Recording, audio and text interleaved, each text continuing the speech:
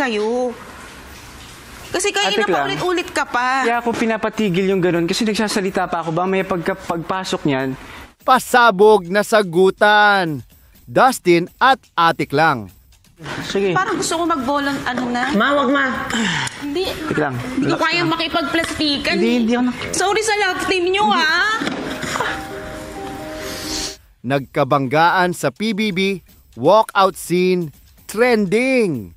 Mainit-init na eksena ang naganap sa Pinoy Big Brother House matapos ang matinding sagutan ni na Dustin at Atik lang na ngayon ay pinag-uusapan ng buong madlang Straight netizen. na rin kasi ako parang na-take for granted yung task.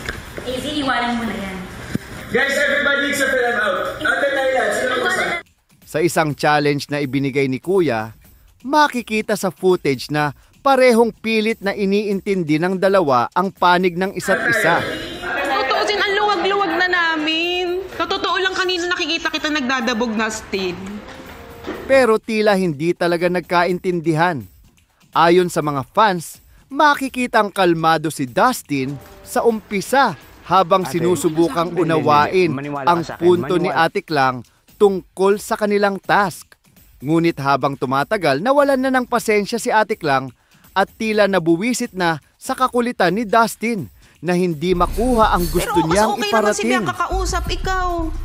Hindi para magpaka-plastic. Dahil dito, bigla na lang sumabog si Atik lang, nagbitaw ng mga salitang prangkahan at sa dulo ng usapan ay hindi na napigilan ang sarili, nag-walkout ito at malakas na sinabing, ang Next time, OA! Diba? Ayusin natin yung pag-deliver kasi ang dami nasasaktan eh. Masakit yung nararanasan natin. Nabulaga ang ilang housemates sa tensyon ng eksena at ang iba ay tahimik na lang habang Si pinapakiramdaman Bianca nga ang nakausap ko, hindi ko sitwasyon. magis, ba't ikaw pa yung mas galit? OA! Ang iconic line na ang OA ay agad nag-trending online at ilang netizens ang nagsabing isa ito sa mga pinaka-memorable moments ng season. May mga humanga kay Atik lang sa pagiging Hindi naman totoo, kayo. habang ang iba naman ay umaasang Ikaw, maayos napakan yung agad pagka-love team nyo. ang misunderstanding nilang dalawa. Abangan kung paano haharapin ni Kuya ang tensyon sa loob ng bahay.